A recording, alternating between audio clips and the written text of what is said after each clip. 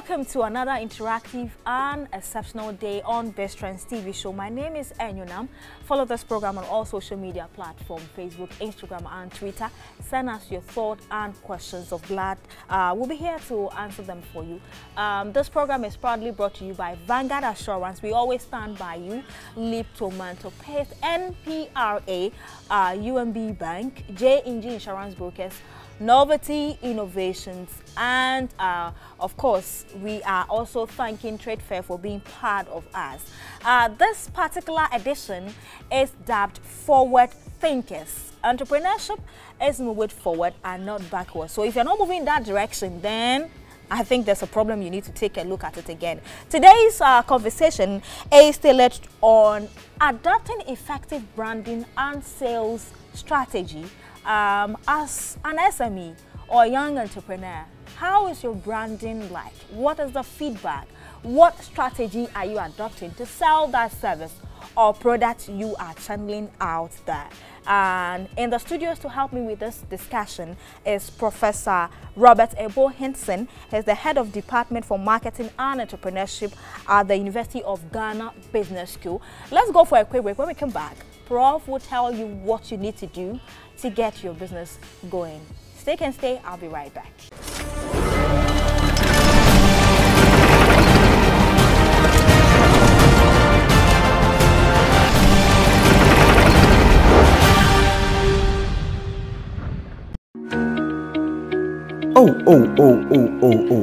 And you know, my claim is not covered by the insurance policy I arranged. Parkwesi, I've always advised you to let J&G Insurance Brokers, the insurance professional, handle your insurance to avoid gaps. At J&G, we analyze your insurance needs, we arrange cover with the best insurer with a track record of prompt claims payment, and above all, we facilitate and negotiate your claims. Call Dr. Gideon Amenyedo, the CEO, on 0244 333335 or 0504 333335. You can also email him, Gideon, at jinginsurancebrokers.com or visit our website, jinginsurancebrokers.com. Thank you very much, Enyonam. I'm calling doctor right away. At J&G Insurance Brokers, negotiating a great insurance deal is our business.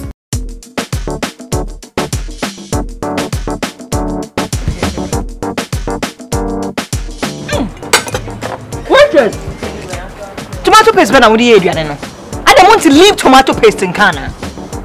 Ah!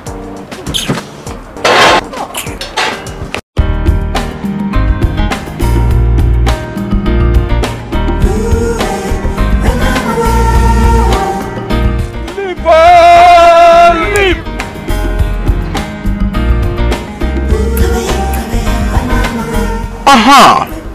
This is what I call a journey. Secret na LEAP, leap. Someone named leap tomato paste there. It was superb and palatable taste. Na esu obi aso. There were large and small sizes for chop bars, restaurants, and efie. For bulk purchase, contact 033-2095-314 or 050-141085.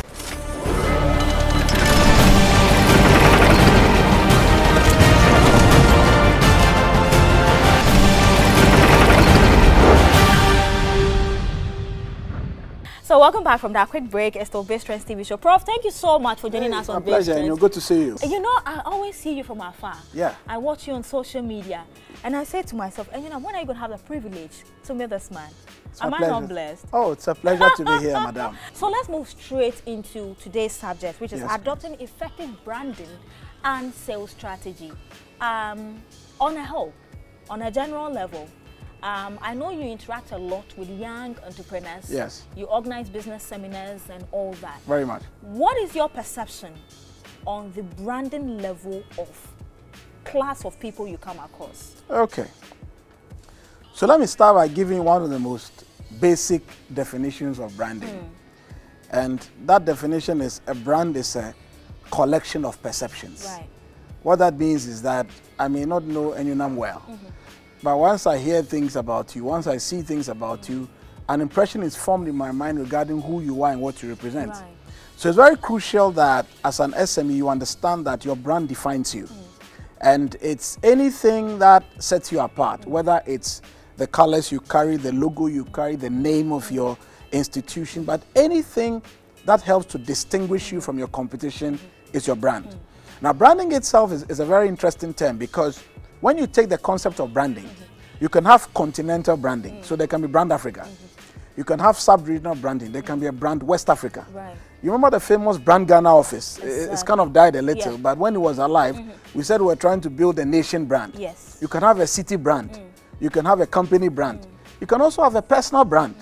So for an SME, the two things you need to watch closely are your corporate brand, your product brands, and your personal brand. Great. Because that's 3 things. Exactly. Your corporate brand, your product brands, and your personal brand. So let's say you do pineapple packaging, and you process pineapple for local and for the export market. Right. So your company is called Aristo Processing Limited. So Aristo Processing Limited is a corporate brand. So anytime we say Aristo Processing, we think of pineapples, we think of pineapple in a pack, pineapple juice, and we think of Aristo as pineapple. But that's the corporate brand. Another corporate brand, you can have Aristo Light. Okay. You can have Aristo Original. You can have Aristo Slim. Right. So under the corporate brand, you can have sub-brands that also feed into the corporate brand. The management of that corporate brand is as important as the sub-brands. Okay.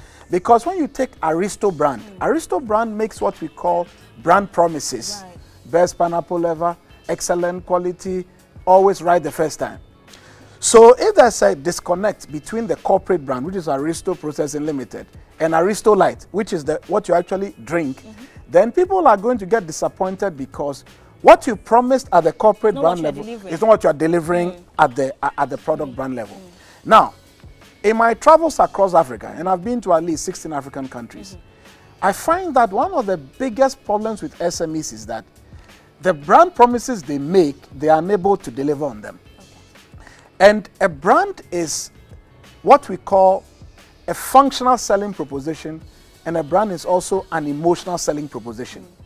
Now, the functional selling proposition is the pineapple pack, the straw, the liquid in the pack.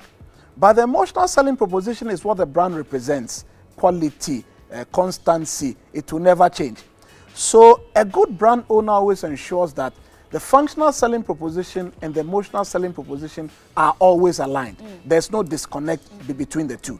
So for an SME listening to us right now, I will take you through the steps on how to actually build a brand. Right. But for now, I want them to know that once your company is giving birth to and is alive, it's a corporate brand and it's a sub-brand. Right. There should be no disconnect between the two. It has to work hand in hand. It must work hand in hand. Right.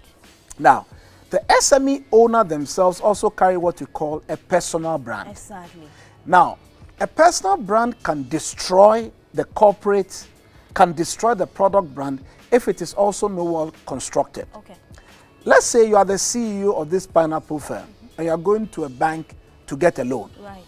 And you are so sure that your business proposal is good, your marketing plan is good. But the first day you go, you arrive 37 minutes late. So the bank is thinking, if you are not careful with your timing, that's the same way you handle your business. Right. You are a careless human being, so they're not too sure about giving you the money.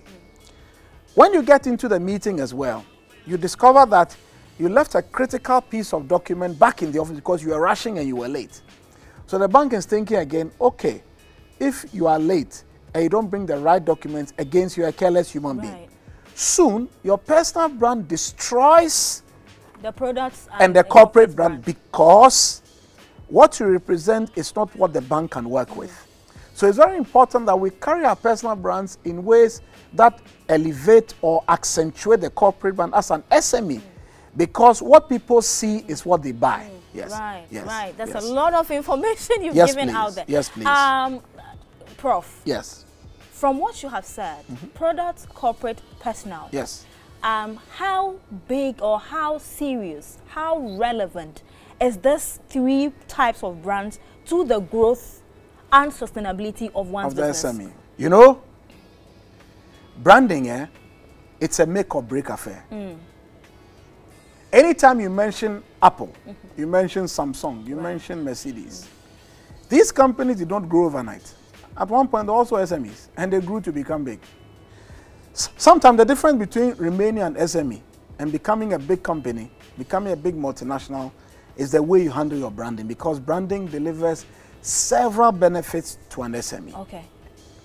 The first thing a good brand does for you is that it gives you what we call differential value. Okay.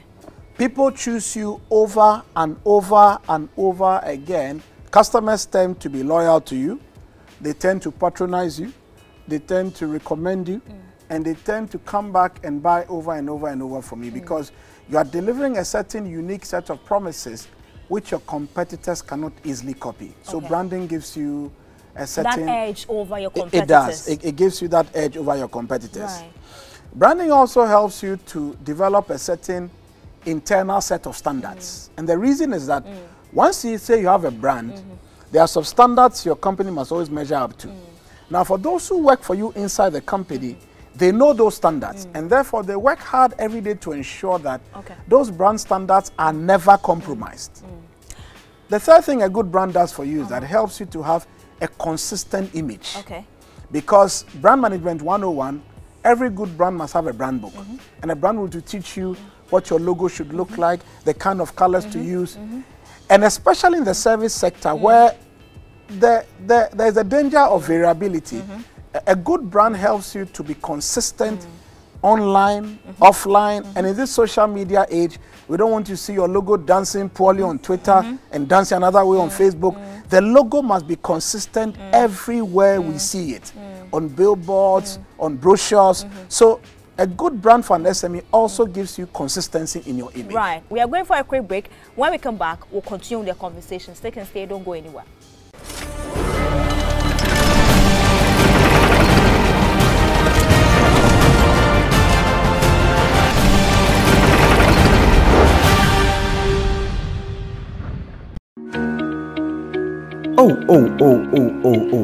And you know, my claim is not covered by the insurance policy I arranged. Parkwesi, I've always advised you to let J&G Insurance Brokers, the insurance professional, handle your insurance to avoid gaps. At J&G, we analyze your insurance needs, we arrange cover with the best insurer with a track record of prompt claims payment, and above all, we facilitate and negotiate your claims. Call Dr. Gideon Amenyedo, the CEO, on 0244 333335 or 0504 333335. You can also email him, Gideon, at jnginsurancebrokers.com or visit our website, jnginsurancebrokers.com. Thank you very much, Egenam. I'm calling doctor right away. At J&G Insurance Brokers, negotiating a great insurance deal is our business.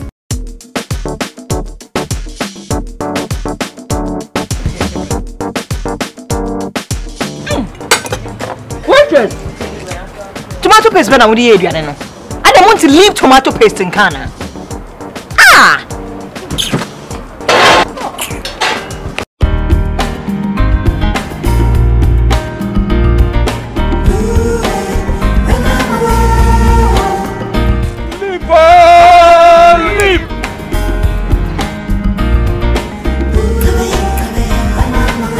Aha!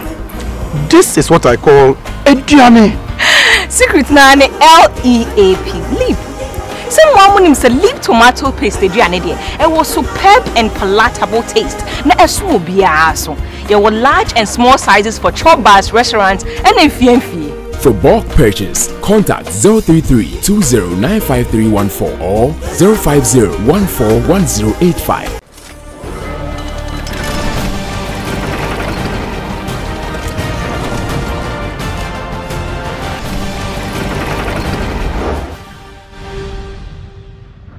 Welcome back from that commercial break. It's still Base Trends TV show. Today, our subject matter for discussion is adopting effective branding and sales strategy. Prof, before we went on break, I wanted to know whether branding is expensive. Okay. That is one. Now, you mentioned a few elements that caught my attention. Our logo, our color, tagline. Yeah. What important or relevant are these for us to pay so much attention to? Okay, so I'm very happy for your question, but because I want your viewers to learn something and take something home, let me walk you through what it takes to introduce a brand, what it takes to sustain a brand, what it takes to grow a brand. And as I go through those steps, I will deal with the issue of logo, tagline, whether it's expensive or not, you know, and then we can get a complete picture. Sure. The step one is doing research. Now, doing research doesn't have to be expensive, madam. So step one is research. Okay. And I'm saying that before you introduce a brand, whether you want to provide car valet services or whether you want to go into TV production, or always do some research. Check what the customers want in the area in which you want to perform the service. You need to find out who are they currently consuming, because nowadays it's almost impossible to introduce any business that is so new that there was nobody there before you arrived. Those things are very rare. So the number one step under research is go and find out what the current pain points are. What is causing stress to customers who are consuming similar products to what you want to introduce, and find out where the pain points are so that your business, your SME business, can address those concerns. So that's research, step number one.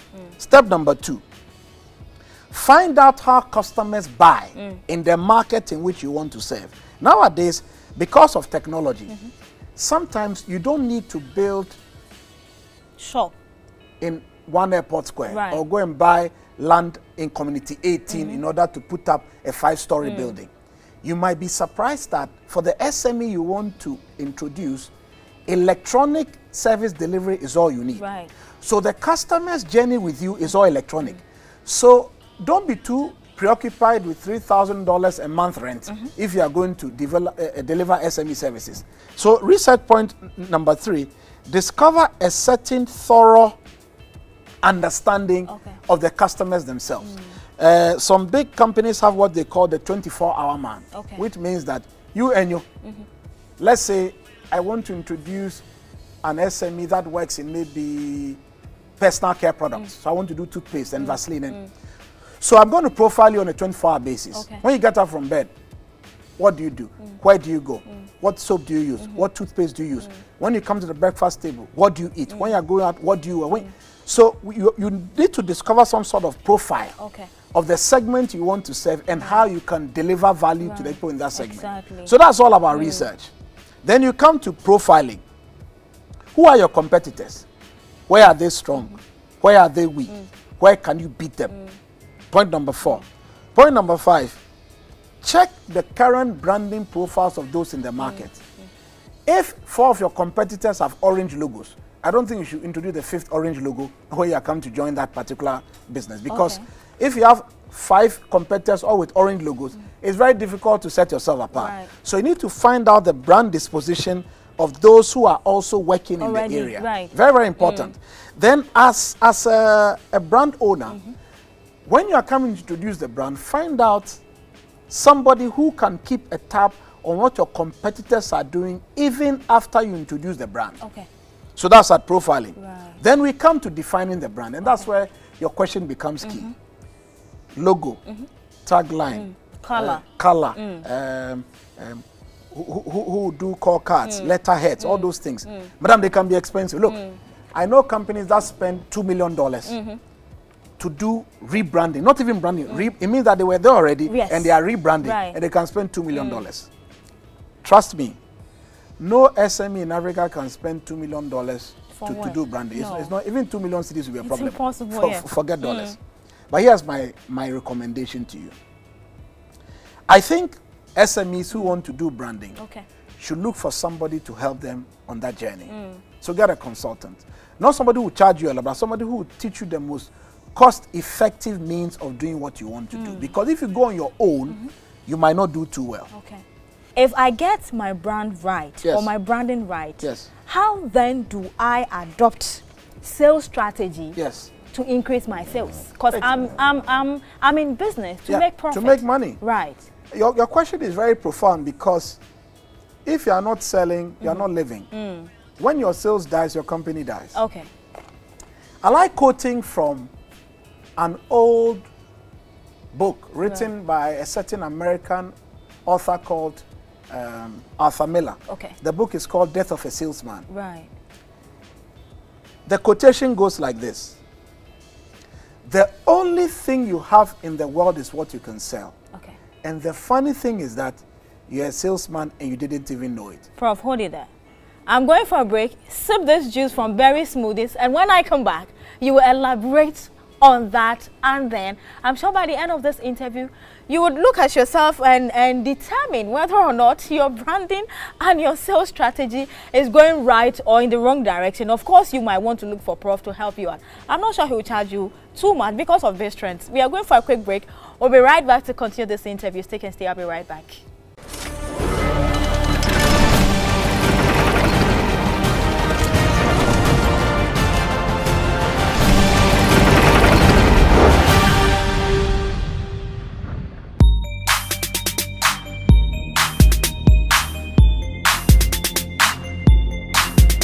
Welcome to Kwame Showbiz Boutique. We are located at Achimota Neoplan adjacent the Malcolm. For all kinds of events, weddings, award ceremonies, parties, engagements, just walk to our boutique. We have all kinds of clothes, very quality but affordable. We work from Monday to Saturday from 7 a.m. to 8 p.m. You can also call us on the number displayed on your screen. Follow us on all social media platforms. Kwame Showbiz Boutique. Kwame Showbiz Boutique, West African best kept secret in clothing.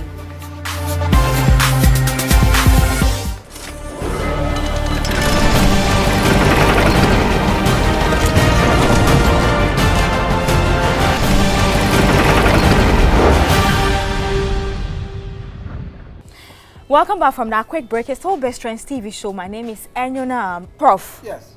So you made a quote that says that the only thing you have in the world is what you can sell. And the funny thing is that you are a salesman and you didn't even. Let me explain that to you. Right. What Arthur was saying is that from when we wake up in the morning to when we sleep at night, we are in sales. Okay. We sell ideas, we sell projects, we sell conversations. And sales is part of what we call the marketing communications mix. Sales is defined as person-to-person communication in which someone, a salesperson, tries to influence a prospect in the direction of his or her products and services. Now, the question then becomes, if sales is person-to-person, how adequately do we prepare as SMEs when we are going into a sales situation? Because it's person to person. Person to person. It means that if I don't click with you and you, I will not buy from you. No. If you don't click with me, you will not buy from me. Exactly. Sales is the only component of the marketing communication mix that contributes directly to revenue. Okay. All the other elements do not contribute directly. Because if I place an ad on GH1 TV, it's a good ad. Okay. But sometimes tracking the sales based on advert exposure is not so easy to do. But with sales, once you go, the person signs, you sold, you sold. So you can quickly add it to your bottom line and say, I sold 20 units today, I got so much money. Are there types of strategies we can adopt to be able to sell to someone? Very much. Right. Look, this world, when you are going to sell, there are 4 types of social profiles you meet. Okay. You meet people we call risk takers. Then you meet people we call expressives. Right. Then we meet people we call analytics. Okay. And then we meet people we call amiables. Now, when you are going to a sales situation, you must adapt your sales approach to the social profile you are going to meet. So let me start with the analytics. Analytics are people who read maths, statistics, actuarial science. They are accountants. They are very fact and detailed oriented. They like a lot of figures. This is the person, when you go, you look at your proposal and look, hey, based on what you agreed on in the figures, your budget is wrong, blah, blah, blah. They are analytic, they like to analyze things a lot. So if you're an SME owner and you're going to somebody who's an analytic, You don't have that strategy. madam, you better make sure that your proposal is correct, your numbering is correct, there's no problem with the written proposal. Even when you get there, that analytic can be asking you questions on your own website, even in the meeting. When you are going to an analytic, make sure your facts and your details are correct. Right. Otherwise, you won't do well. Right. Right. The second group are the risk takers. Right. They are the opposite of the analytics. No long things. Let me give it a try. Can you do it or you can't do it? Or boss, I beg.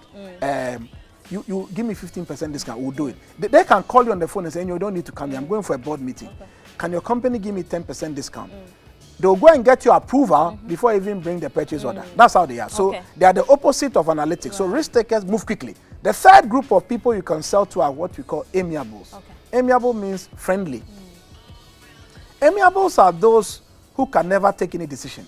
They are just nice for nothing. You know, have you eaten? Let's go for lunch. Oh, you are looking nice today. Oh.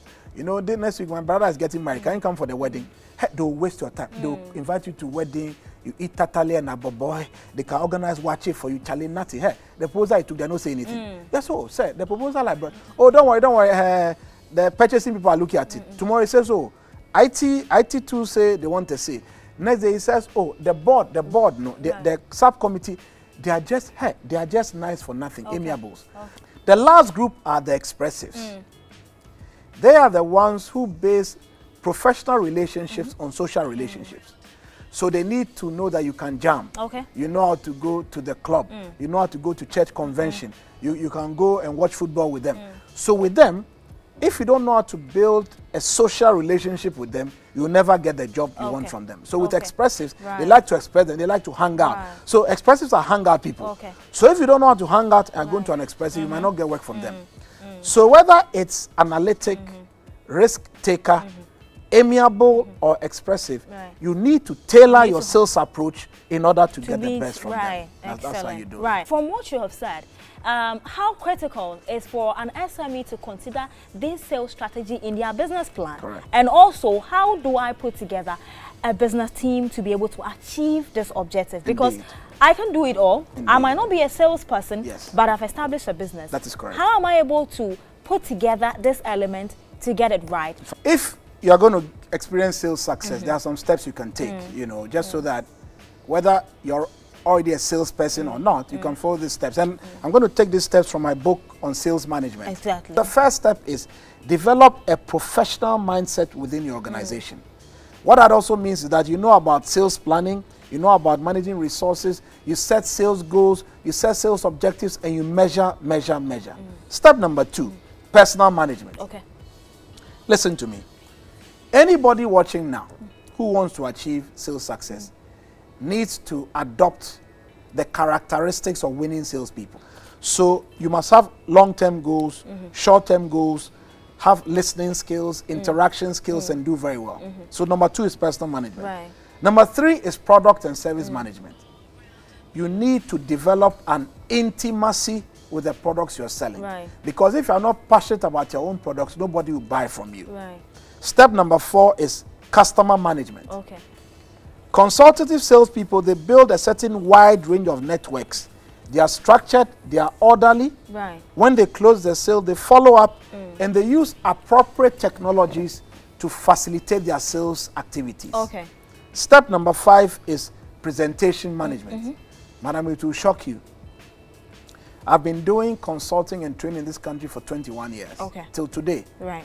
Sometimes I'm shocked at how poorly salespeople do presentations. Their verbal skills are poor. Their written presentation is poor. How can you close a sale if your presentation management is challenged? So step number 5 is presentation management. Step number 6 is what I call objection handling. Okay. In every good presentation, there will be problems. Yes. People will say, I don't want, I want. Right. Now, you need to be able to move quickly to deal with objections in order to close the sale. So objection handling and sales closure is step number 6. Okay. Step number 7 is after sales service. Okay. Madam, I've said everywhere I go, the magic is never in the sale. Right. The magic is always in the after sale. Okay. And you know, the capacity to be called back over and over and over again is what makes you a profitable SME. Okay. So selling once is good. Selling 59 times is even better, because the more repeat business you get, the more profitable your SME becomes. And you know, let me give you some, just to close, some attributes of winning salespeople. Number one, they have passion. Number two, they go the extra mile. Number three, they are resource. The last thing I want to close with is that winning salespeople are creative people. They don't know no. They don't know I can't do it. They know, let me get back to you with a solution in 24 hours. So that even in situations where they don't instantly have a solution, they go back, look within themselves, they become inventive, they think out of the box, and they bring you a solution, and therefore they make a profit. Let me close with a scripture from Proverbs 14:23. The Bible says that in all labor there's profit, but the talk of the mouth, it leads to poverty. I like that scripture because as an SME owner, every sales labor you put in must give you profit.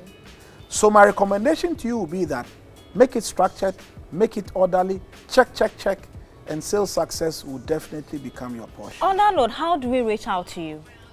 So you can send me an email at rhinson, RHINSON @ug.edu.gh, or call me on 05415111515, 05415111515. And lastly, the book, can you show it to the camera? How do we get it to buy? You have to buy this book. Just go to Amazon, www.amazon.com. Order a copy to come straight to your post office box. Buy it, read it, you become strong. And 2020 will be a very successful year for you with profit upon profit upon profit. Thank you. Thank you very much, Prof. So there you have it. This is a whole bag of information to carry you through 2020. Thank you so much for making time, Prof. Madam, it's my pleasure. It's my pleasure. Anytime. I'll come and see you in person. Yes, please. So that you help the Best Trends brand to grow bigger. No problem. We'll make it until then, right. Until then, thank you so much for making time with us. We'll come your way again next weekend with another powerful person. Thank you so much. Prof, cheers. You didn't... Cheers, cheers, cheers. Prosperity in 2020. Right.